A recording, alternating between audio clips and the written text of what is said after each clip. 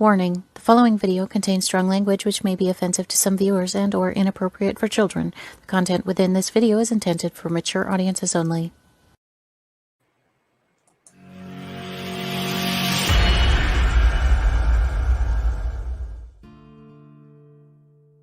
Welcome to Meet the Author, where you can join in on insightful conversations with best-selling and award-winning indie published authors.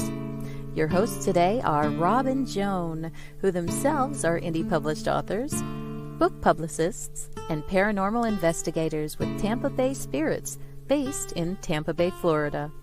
Thanks for dropping by. And now, on with the show. Good evening. Hi, everybody. Welcome back to the show. I'm Joan. And I'm Rob. And we're glad to see you here. I hope you enjoy the show. As the intro said, we're indie published authors. We have 3 books: Bioprints, Flash Zombies, and Clone Drones, the O'Rourke series. And we also have been paranormal investigators for a number of years. We now belong to a team called Tampa Bay Spirits. Tonight we have a really special guest, the writer of The Hollow Man. He is the world's best story contest winner of 2014. His name is Paul Hollis. He's an Amazon #1 bestseller, an Awesome Indies Award winner of excellence. And I think you're really going to enjoy everything he has to say. Before he comes on, let us show you one of the videos of his first book, The Hollow Man.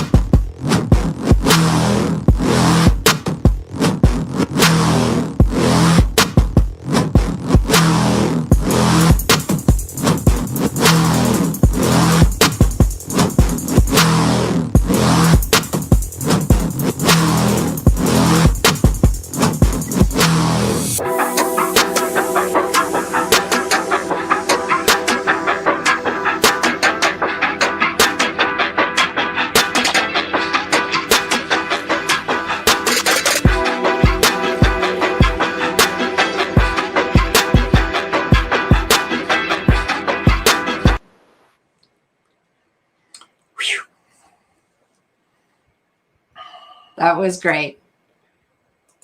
All right, let's bring Paul on. Come on in, Paul. Hi. Hello. Hi, everyone.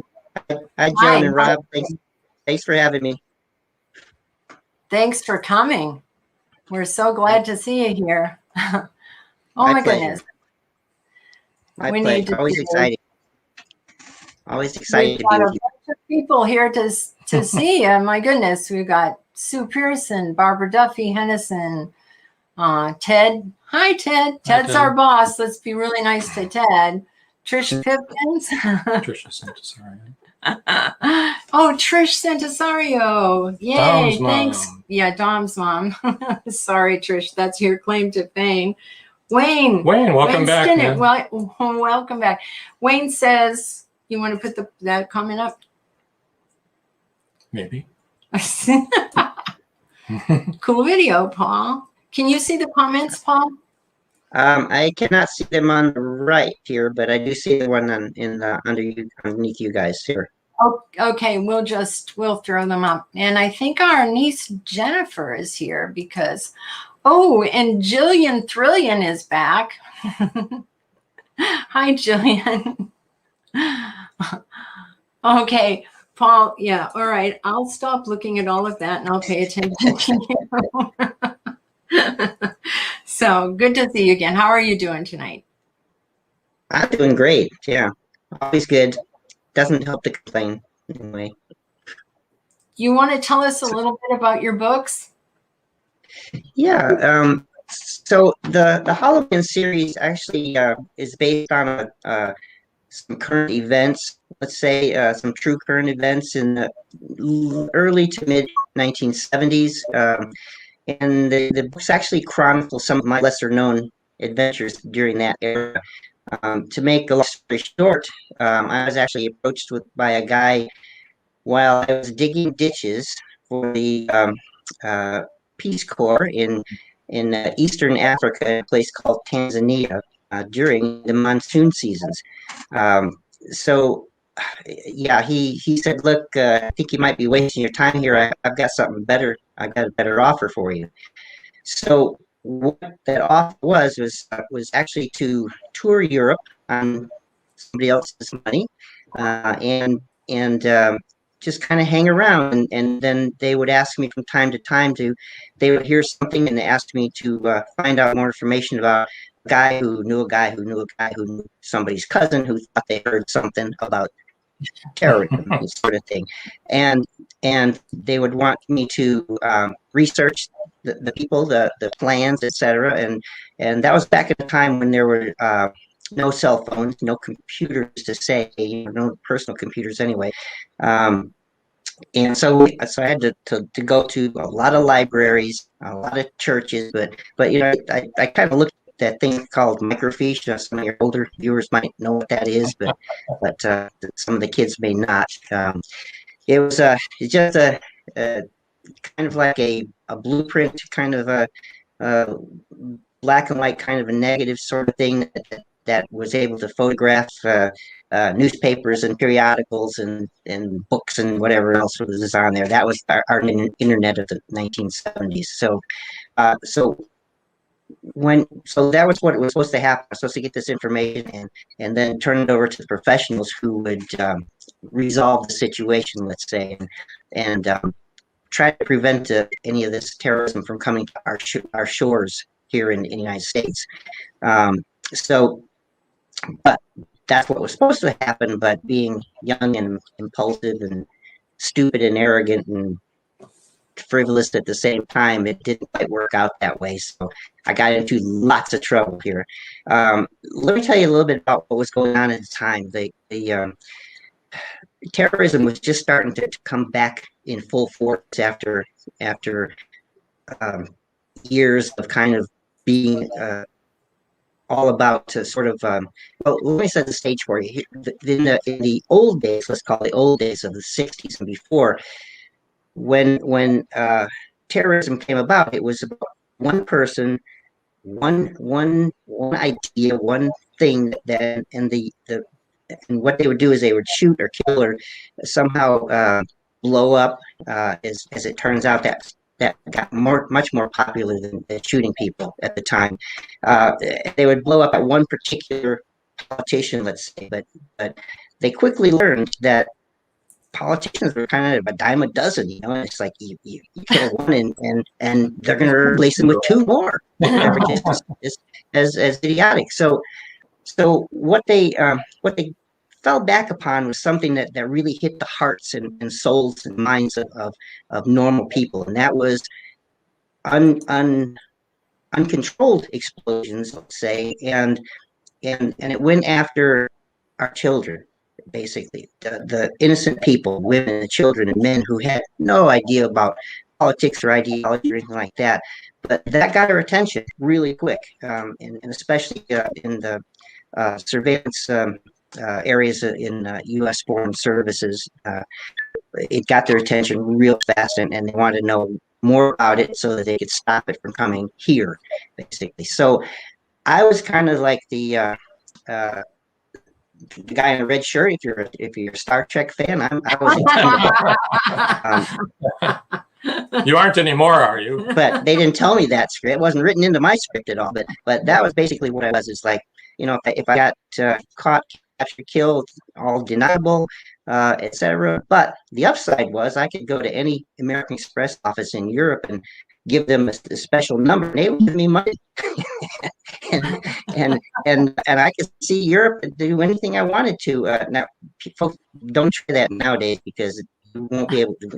American Express will look at you like you're crazy if you give them a number. So um, that only worked for that particular time, and as far as I know, maybe it was only for me. I have no idea, but I was able to travel around, and occasionally they would call on me and say we need more information about this and this and this situation. So that was kind of the how that kind of was working in that way.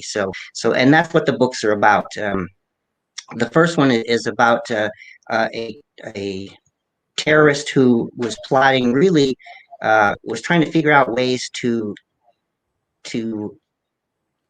let's say destroy 8 aircraft at one time, 10 aircraft if he could, from exploding really at one time. So instead of just taking down one planet in this time, he wanted to take down 8 or 10 of them, kind of things. So that was what I was kind of after. I didn't really actually know that, and no one knew that at that time. But I was kind of trying to follow him through Europe, and I went all through Spain. I first encountered him actually in Paris, and followed him to Spain, to Madrid, and then that's where you see that explosion in the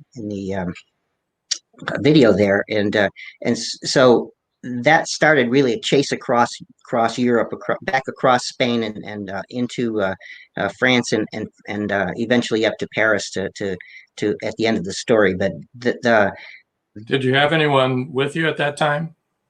I did not until probably 2 months into the book. I actually had met and worked with a lady, MI6 agent, who was that's English British Foreign Service, if you don't know.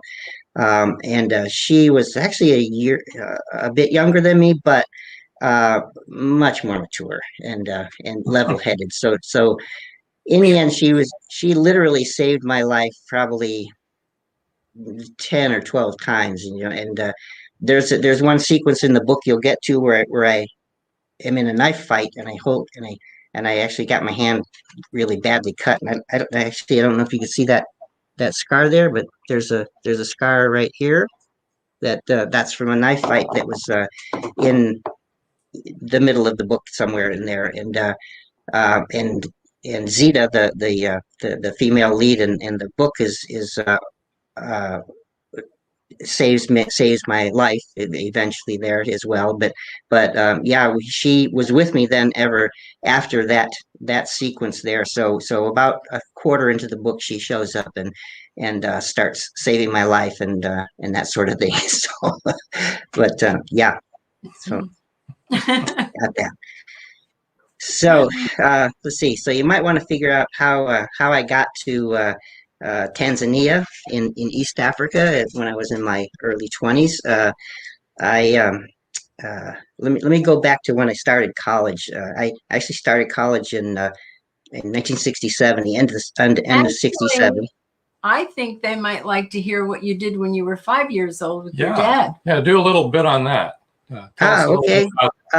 Well, yeah, I had some very good teachers in my life.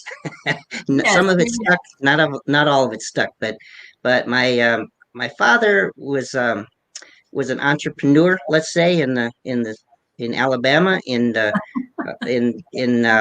50s, let's say in the 50s, and he sort of made this liquid that was it looked like water, but burned a little bit as you were drinking it. He cooked up moonshine, a lot of corn and potato mash and that sort of thing. But some of the people that are listening right now are very excited about this part.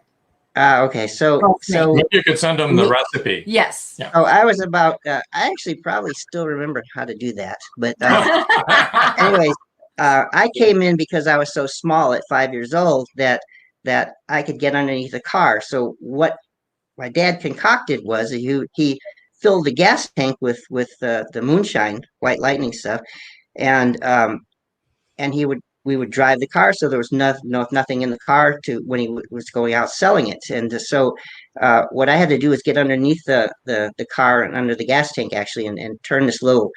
He had like a little twisty thing there, and it would fill up the mason jar quartz. We had a whole trunk full of those things, and fill up the mason jar, and I'd turn it off, and I'd hold it out for him, and he'd put the cap on it and sell it for $10, $5, $10, whatever it was at the time.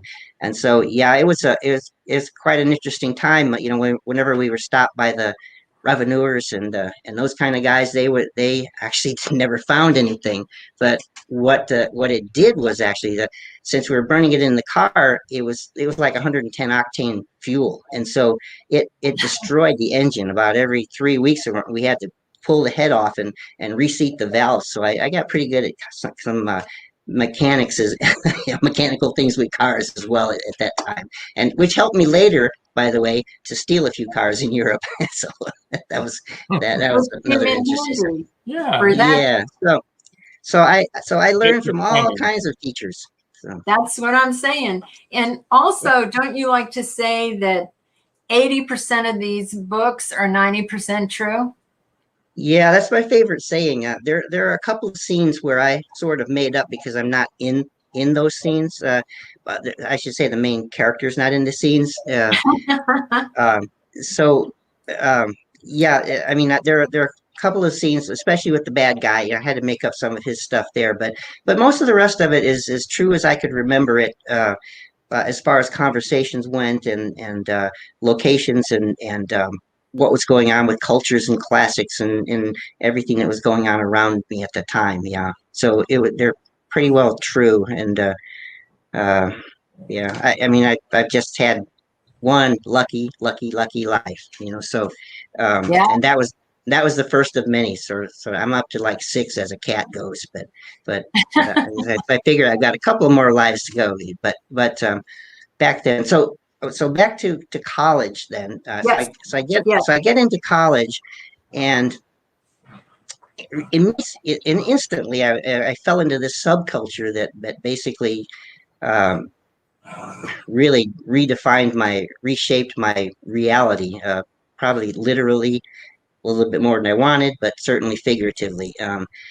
It was the next summer I actually participated in the 1968 Democratic Convention riots in Chicago. You didn't start them, did you? One of my claims to fame. You didn't start them, right? Pardon me? You didn't start them, did you? No comment there. So, I may have been with some of the people who did start it though. Okay. Rennie Davis and Hoffman and Rubin, and Abby they were Hoffman? they were my buds. Yeah, Oh they my were God. my buds. Yeah. So, but anyway, so we went through that, and I know what we're talking about, but geez. yeah. So anyways, I see a song. I see someone asking a question of have I heard of the song Hollow Man? Right. I actually a group in England actually wrote that for me specifically. So it's in another one of my videos. Y'all should really hear that. It's much better than anything I could ever imagine. It actually is called The Hollow Man, and it fits perfectly with the book. So there's another video. It's a 6-minute video that covers that thing there. So in 1968, during the summer, after the convention was over, I went to California for a couple months and hung out in the Haight with Haight Ashbury. If you're any hippies out there, I hung out with people like Santana and Garcia and Grace Slick and people like that. They were just normal kids, like living in cockroaches, places, cockroaches as big as your hand, sort of thing. But anyways, that was there. Then of course, in the fall and winter of there, it was the Chicago 7 trial, which where Rennie Davis and Hoffman, Abby and Jerry were put on trial, etc. And then Woodstock came along, and so of course I had to go, and there's I had to, yeah. I mean, it was my calling, right? So so I can tell you that there's no saying that goes like, if you remember the '60s, you weren't there, and Yep. yeah, and I can tell you that I don't remember a lot, but what I do remember is I remember what 19 years old was like. I remember being hungry and buzzed and pumped on adrenaline all at the same time, dancing to the nonstop music, etc. What I don't remember is another time like that. That was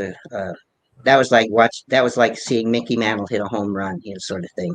That was the best time that kids could ever have that you could imagine. And peaceful. I mean, there was a couple of fist fights I saw, but not really anything. A couple of drug overdoses. Yeah, oh yeah, yeah.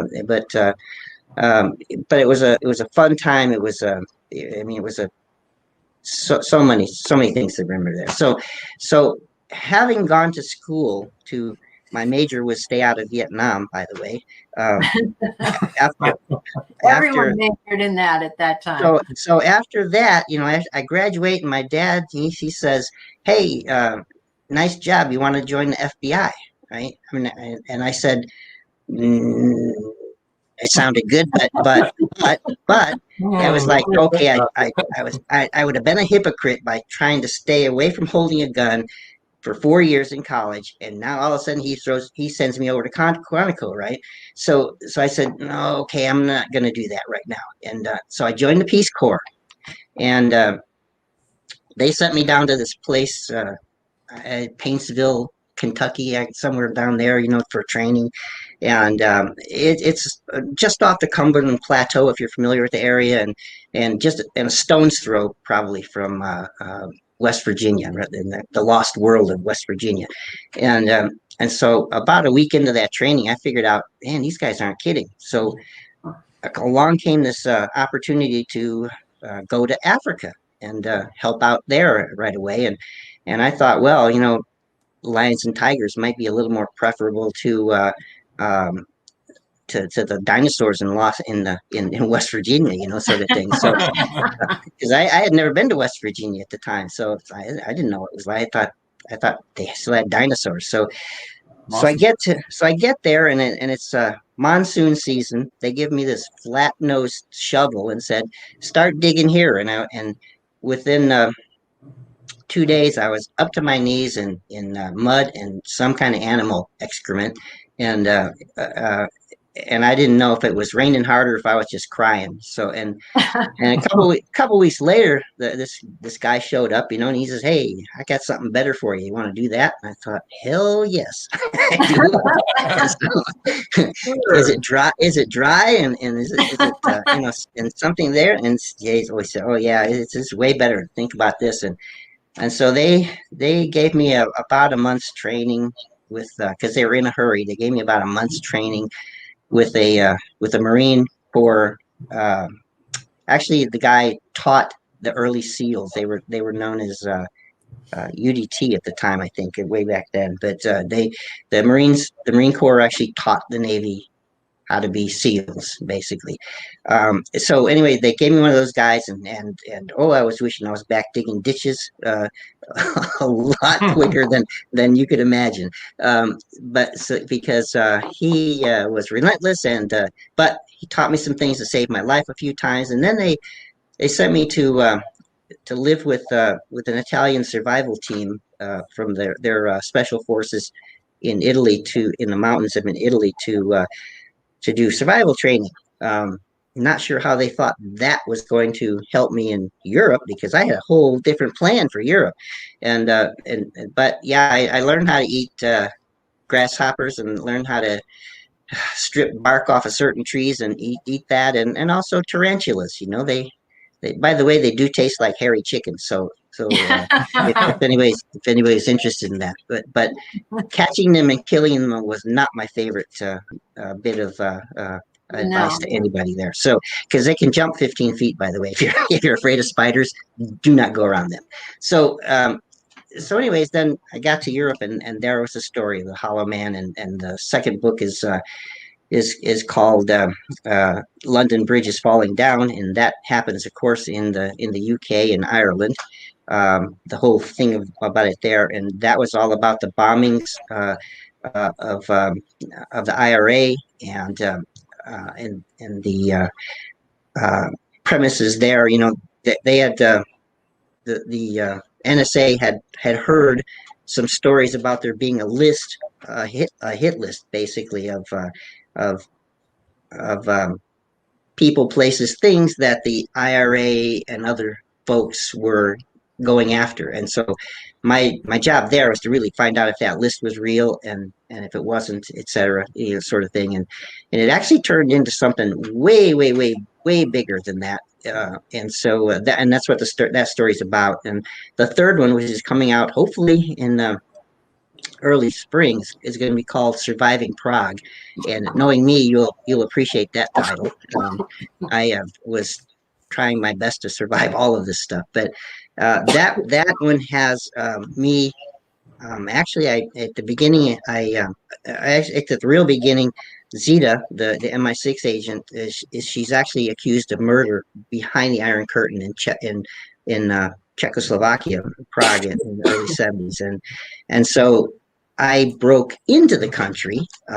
Most people want to break out of the Iron Curtain countries, but here I am. I'm breaking into the Iron Curtain country to save her. But it turned out she neither wanted nor needed my help. And but that's what that book is all about, and actually stopping a major plot there as well. So there you go for the unsung hero for all of that. So.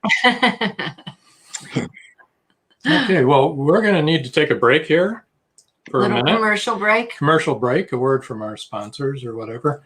And when we come back, we're going to give away some books, right, Paul? Yes, absolutely. Okay. Yeah, either one that you'd like. And you're going to put your signature in them, probably. I will, yeah. Okay, your real signature or your agent signature, or? Well, I got to tell you, I've had like 4 or 5 passports. I mostly used a West German passport in Europe, but I did have a Spanish one for a while, and a UK as well, and the American one. But I didn't use the American one too well because it just never fit right into the place, kind of stuff. Being Americans, being ugly Americans, etc. At the time over there, and us, we're cocky, arrogant guys anyway. No. So okay, well, hold that thought, and we'll get right back with you. Sit back for a minute, and but don't go away, Paul. Okay. This is fascinating. Everybody hold on to your seats. Paratalk Radio is a member of radio.com. Download the app, search Paratalk Radio. One word. That's it. Pretty easy peasy. Radio.com. WLFE DB Radio is on Spotify with all its great shows like Across the Pond, Inside the Drag Closet, Step into the Paranormal, Just Cindy, Where's My Sage, Unfiltered Talks with Bryce, Metal Mayhem ROC, Paratalk Radio, Real Talk with Dom, and more. So download the Spotify app today to stay connected to all your WLFE DB Radio shows. You've been listening to WLFE-DB.com, where our shows are your shows.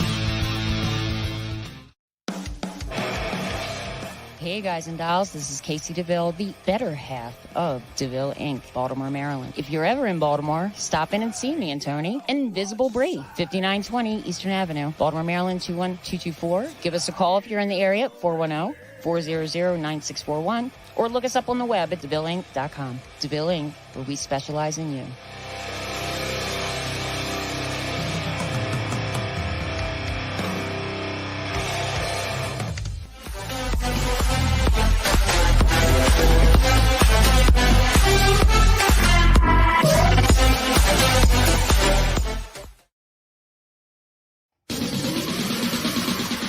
You're listening to WLFE DB Radio. Now, back to our program.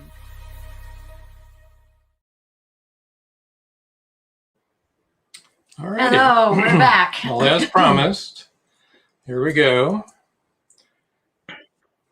The first 5 people that email Paul at thehollowmanseries.com and tell him which book you want and what country you're in will win a signed copy of that book. Yay! So I think that'll be fun. jump on in there, and Yeah, good. if we don't have a winner by the end, Paul will be back in touch with you. So Okay. Yep. Absolutely. So I know that you've lived in a lot of countries, and didn't you say you've been like in 50 different countries? Yeah, a little bit north of 50, but yeah, right around there. I've lived overseas a total probably of 11, maybe 12 years. And I've been in lived in London and Paris and Brussels. Outside of Brussels, actually, it was in a place called Waterloo, which if you're a Napoleon fan, you might know where that is. Sao Paulo, Brazil, Rome, Madrid, Tokyo, Anchorage, Alaska. I mean, if you're thinking of of your favorite vacation, the best place you could ever be, I've probably been there. Okay, Southern France. I know that's what you always say. So I'm going to quiz you because I have 4 places I'd really like to go. Let's see if you've been there. Number 1 spot, Machu Picchu. I have not been there, but I've been to Peru, and I've been to Ecuador and Chile, and of course Brazil, etc. Yeah, I was instructed to stay away from Colombia, by the way. So Yeah, I was persona non gratis there. Yeah, Belize I've been to. Yeah, I saw that one. Yeah, been there. So my next one is Israel. I have only passed through the airport there. So I don't count that as a country for me. So, but well, you should. You were there. Well, I didn't. I actually my feet Through didn't. the airport.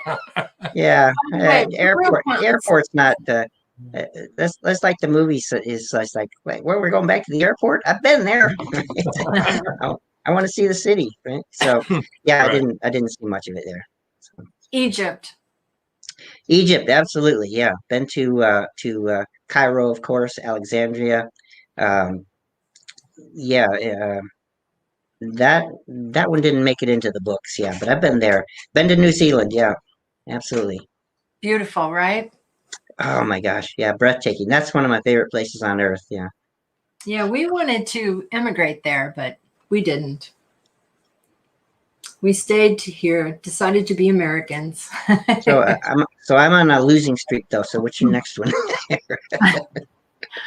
I only had one more. Yeah. Well, no, Peru. no to Antarctica. Too cold. I'm a warm-blooded guy. Those, actually, those were my top 3, and then there was just one more, and just you'll know why when I say it, Bali. Yeah, I actually passed through Bali as well, but I don't count that as just the airport. It was a couple of weeks on R&R, but it was not really. Oh, that still counts. That still counts? Okay. Are you kidding? That really counts. The Maldives, I've not been there either. Yeah. So you picking all the places. I thought you'd pick out southern France or the or Rio or someplace like that. Well, the thing is that I bet you have been to Lithuania. I have been through Lithuania, but it was in the Cold War days, so it wasn't really much of a tourist destination, as we say. So right. Oh Australia, my goodness. yeah, Australia. How do you like it there? I liked Australia, not as much as New Zealand, but right. The people are always friendly. I mean, everywhere I go, people are friendly to me because I just start talking and they either run or they stand and listen. So that's just me. But all the people there were nice, and I always go back on my history kind of thing and thinking that everyone who lives in Australia must be descendant from a criminal, because that's where the English sent all their criminals, right? So, um, but not true, or maybe it is, and they just didn't tell me about that. So, but yeah, I've been through the Amazon actually as well. I've lived in Sao Paulo and Rio. And went to Brasilia a few times, the capital city there. So Yeah. yeah, and been actually on a little boat in the Amazon. But as soon as they said piranha, I said that's it. Boat tour, boat tour ended. Done. That wasn't a code word. That was Yeah, real. that was that was not a that was a. See, there are some things that a scared little kid will be afraid of and admit it. So Yeah, I don't ever want to go swimming with piranhas. Thank you very much. It's bad enough living in Florida. Boy, that's for sure. well, So, you Paul, got some. when Go ahead. does your new book come out? The original Hollow Man. No, when does your new one? I've got it scheduled for early summer if I can get Early it summer? finished. Yeah. Okay. All right, we're looking forward to that. Good. Thank you. Yeah. Yeah. This is what Nancy has to say.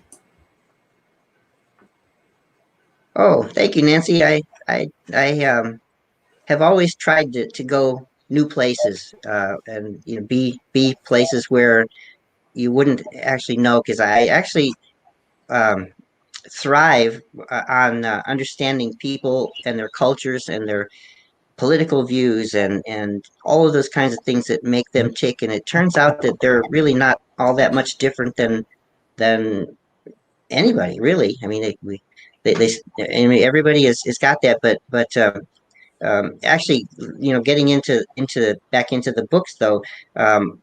The locations that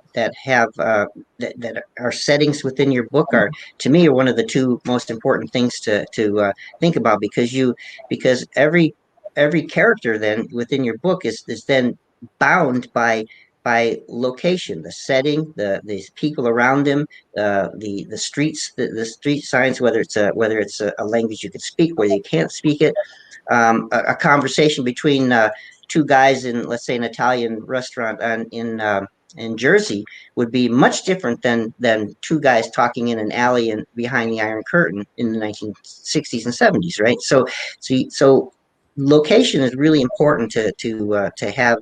It's one of the two things. The other one is characters, of course, but because you can, because to me, you could a story doesn't carry a book, but good characters will, to me, sort of thing. So, um, and that's another thing. And real characters are what I really thrive on. I try to get the characters to come off the page and be with the reader. One way I do that is with I include. It's not all my conversations are not grammatically correct. They are certain. Some of it's in other languages that I try to explain as we go. Some of it is I use slang. I use characterizations. I use um, uh, uh, the voices like that the person would actually be using in Spain, or so it includes the accents, it includes contractions or not contractions, and so it turns out that every character then becomes a real person then, if you can do that kind of thing. So anyways, I sorry to get off on a tangent there. No, but that's true. Yeah, that is. You write so that the person speaking talks like people talk, which we Yeah. don't all speak grammatically correct, for darn sure. Yeah, absolutely. Not even, yeah, and I'm the most prolific at that one. Yeah, it's really important. And like I said about Cindy last week, you write the same way. When you read Paul's books, you're there with the character, experiencing what the character is experiencing, seeing it, smelling it, tasting the food. That's the great part about it. Plus, it takes you away, doesn't it? When you write about all the places that you've been to, it takes the reader away to those places. it does. I mean, unless you were like born in Madrid or something like that, you might see the books a bit different. I don't know, but I see them as I saw them as a young, impressionable kid, um, who was, trying to sightsee while they're trying to make me follow terrorists, sort of thing. So, so two different agendas there, man. Um, so yeah, but anyways, yeah, the characters, I really listen to people a lot. I listen, I watch how if they speak using their hands and or any kind of way like that, and the actual words that they use sometimes are key to understanding their personalities and stuff like that. So yeah. Well, speaking of people and listening to people, we got about 20 minutes left or so, 15, 20 minutes. And anybody have any questions out there that they want to direct, we'll take the time to answer them, as many as we can. And so go ahead and finish your thought there, Paul. That was it. That was it. All right.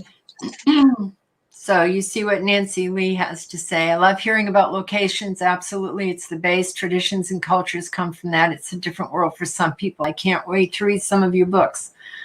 Well, thank you. Yeah, that to me is what I try to do for my books is write a movie, but in prose, in just in a novel kind of a form.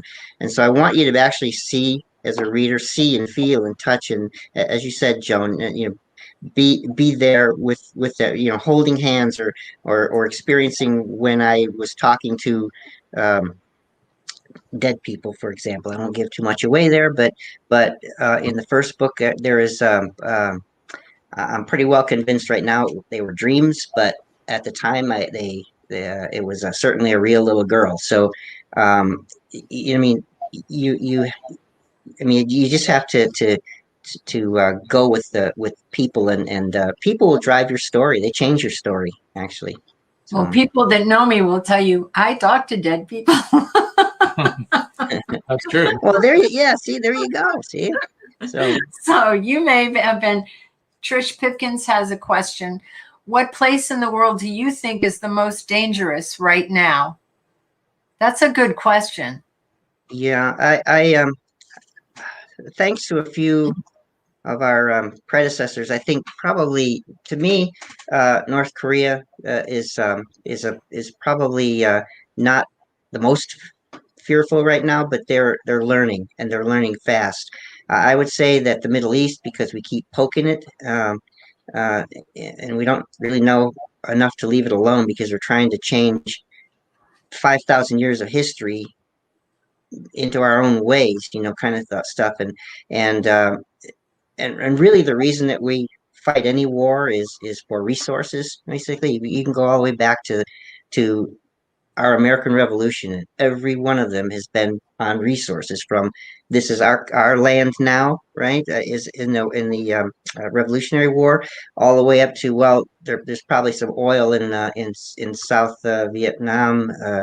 The definitely oil and other and lots of poppies, in Afghanistan, so to protect, and all those things that really kind of make this a scary world kind of thing. China is well, let me back up a second. My feeling is that World War IV will be fought over technology, right? And it's all about how tenuous, all these hacks and stuff you're seeing about now in the banks and all that sort of thing. Well, just wait till they sort of move to the electrical grid and start taking that down, right? And taking down all the power structures by hacking it, right? So all these guys are learning out there. They're learning how to do this, and so that really is probably my biggest concern, is really over the technology and the lack of security recognition, that security is really needed for those kinds of things. But as far as a country goes, I'm not really sure that Iran is a real threat, because most of the rest of the world is against them, and China is going to be certainly is coming up to be an economic adversary of ours, just like the Japanese did in the 60s. Yeah, well, I would skip over 3. I meant 3, but whatever. So 3, 4, they're all wars to me, but There you go. yeah, Well, yeah. Sorry about that, guys. That technology thing that you mentioned, that actually just happened here in Florida. One of our city's water supply was hacked, and they were able to release too much of a certain chemical that would have made the water poison. But it was The sensors caught it. It was stopped by redundancy in the program. But that's a very real thing. Yeah. Yeah, and that's really what I mean. If you can kill a whole city, for example, without firing a shot, why not? I mean, that's gonna be the way to do it in the future. Is to use the technology, not robots and stuff like that, but really the technology that we've already built around and not updated since the 60s. I mean, since it was all created, sort of thing. So yeah, I mean that's going to be the bigger concern for me. I mean, not that I know a lot, but it's just my opinion. So.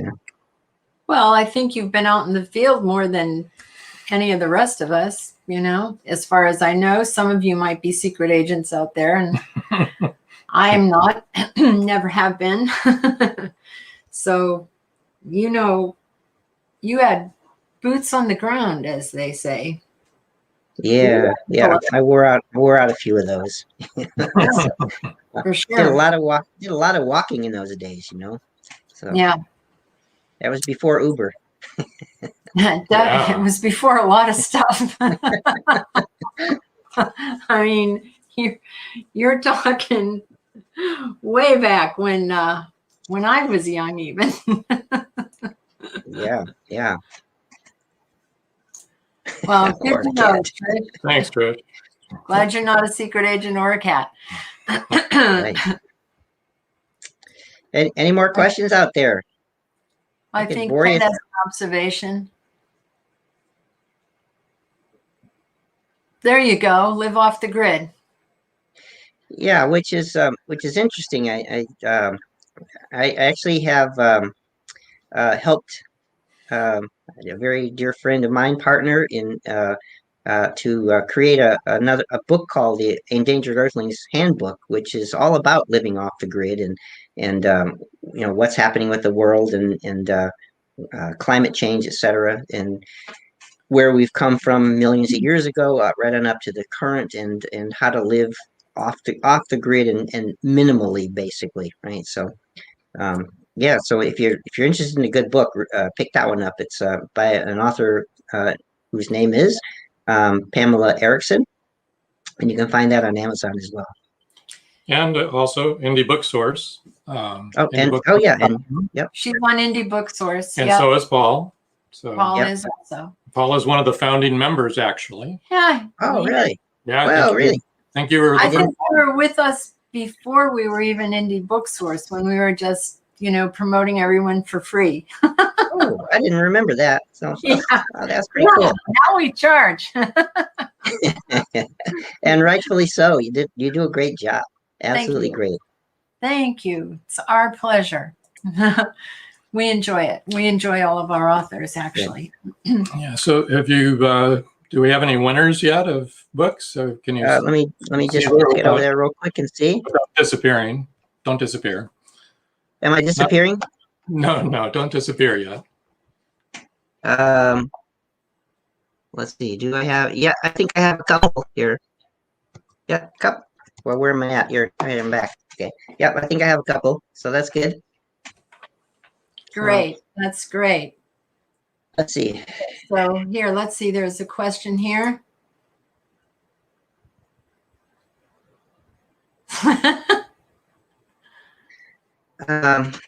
Wait, it depends on how survivally you want to get. I think as far as being prepared, what you want to do is, not go berserk about anything. I mean, this thing about the the toilet paper that everybody had to have 25 packs of it when the COVID started and all that. That's not necessary actually. Um, to be a survivalist. What you want to do is you want to be able to understand how to fix things, simple things. How you want to be able to understand how to generate your own electricity using solar or wind, which is quite doable today and quite inexpensive. Those are the kinds of things that you'd want to do. You can always figure out, um, uh, I mean, if you really want to go for it, you can go really off grid and build your own house or canopy or however you want to do that. But it just depends on your level of where you want to be in the world and and and how you can really, I guess, maybe structure all that around your family and commitments and things like that. Because some people would rather have a big house and lots of kids around them and sort of thing. You just figure out what you want to do, at what level you want to do. You might want to just say, okay, I'm recycling and that's what I want to do, and that's my contribution to the earth, which is a good thing. You don't have to really be a survivalist in that way, but survivalist, I mean, is a whole other level of functioning and probably something that we couldn't really solve in 5 minutes here or so. But anyway, yeah, grow your own food. Excellent. Yeah, and Pamela Erickson does grow her own herbs and some of her own food and that sort of thing. So and learn to hunt. Yeah, yeah, I wouldn't mess with that lady either. So on the hunting level, so I was never able to really shoot a gun really well. In fact, I almost shot Zita, my partner, a couple of times. So she would never knowingly let me have a gun after she figured that out. So you see me have very few guns in Europe. I do have some, but I mean I do use some, but yeah. So but that's another story there. So. So Pamela was just in Death Valley. Yes, she was. Yeah, she for a 3 week. She was there for a 3 week trial and like a proof of concept kind of thing to see how to generate electricity off grid and water usage and the whole 9 yards. Making your own food out of dried chickpeas and things like that. So it was a really interesting and she learned a lot. And being a smart lady, she will put it all to use as well. So. And she'll put it in her book. Yes, absolutely. Yeah. We can buy her book and learn how to do all this stuff. Yeah. I think Ted already knows how to grow his own food and herbs and stuff, and he's started already, sort of, haven't you, Ted? Probably. I don't think he can talk. He can type. Oh yeah, he can type, sort of. Like I said, that's our boss. Don't piss off the boss. So, any parting advice there, Paul? Yeah, I would tell people to get out and see the world. I lived in St. Louis of all places for a number of years, and I know many people who haven't taken the 10 minutes to drive across the river, the Mississippi River, to be in Illinois, to be in just another state, for Pete's sake. I mean, the part of the reason why most of us don't like each other now is because we don't know each other. Get out there and experience the world as far as you can. Don't have to go to 50 countries. You just go around the United States if that's all you want or like to do. But get out there and understand people and talk to them about their religions and learn to listen more than talk and more than judge. Try not to judge. I mean, who's going to be perfect in this world anymore? So just learn, understand people, and I guarantee you'll be making a lot more friends and you'll be a lot more open-minded about different things that come along. So I would just say get out there and quote unquote see the world and see what you can do. And when you're there, just don't be taking snapshots and they're good for memories, but snapshots don't get you interactions with people. It doesn't get you to sample the food. It doesn't get you to understand, why this restaurant has 7 generations of people handing down to it, kind of stuff. And I mean, there's all kinds of things to learn and that. So I get out there, and Ireland is a wonderful place to go.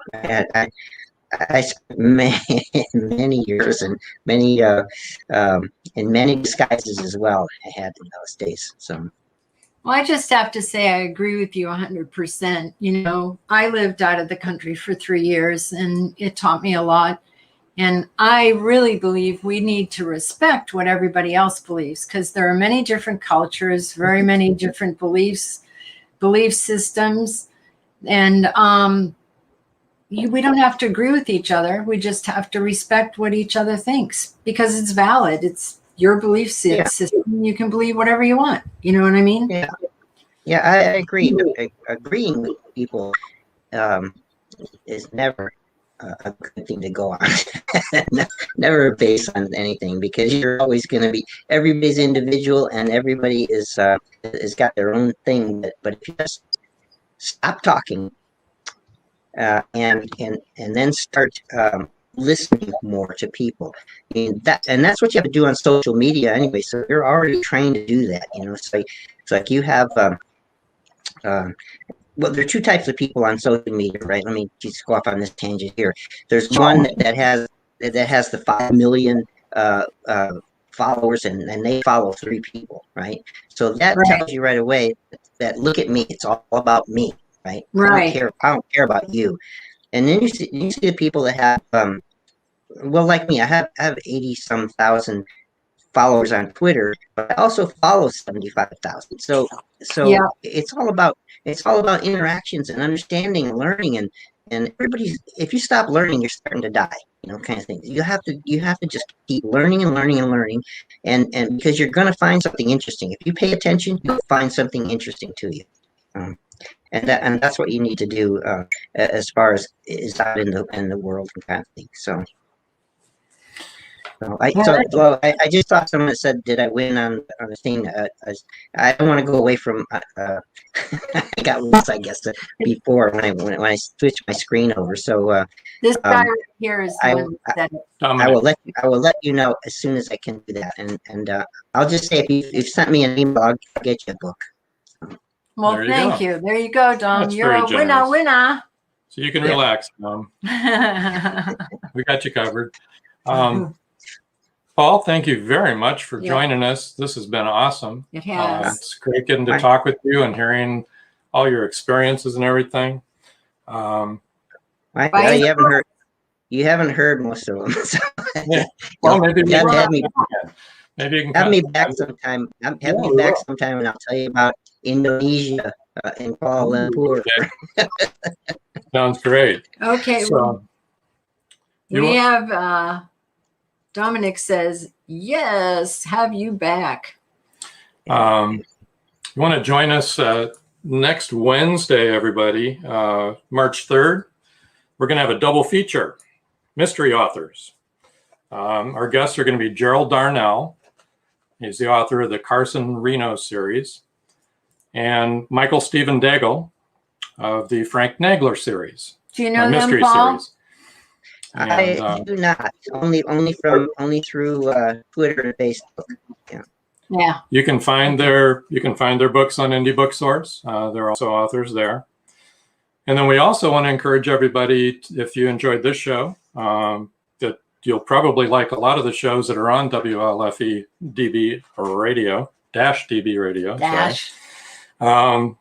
Monday night, we've got Paratalk Radio with Ted, who we've been talking with here, and Cindy. That's at 8 o'clock Monday. And Real Talk with Dom, which is Dominic, that we've been talking with a lot. He's on at 10 o'clock. And then on Tuesday, we've got the Creepy Parlor with Genevieve, who is on here too. That's at 7 o'clock. And after that, that's followed by Where's My Sage with Mike and Christy at 8 o'clock. So got a lot of things to, a lot of good shows to see, a lot of nice people to meet. And I think if that's it. We've just gone over time. We've gone over time. And Well, thank you, Paul, thank again. you all. Thank you, everybody, for bearing. watching. Thank you all for bearing with me. Thank you all for bearing with me, and thank you to Joan and Rob for doing this. It's great. You're welcome. On to the next. Just wait for us backstage. Okay. Okay.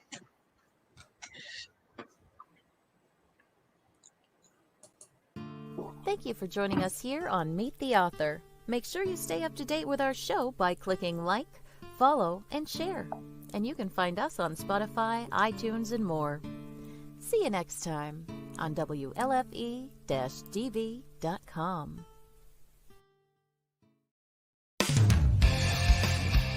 You've been listening to WLFE-DB.com, where our shows are your shows.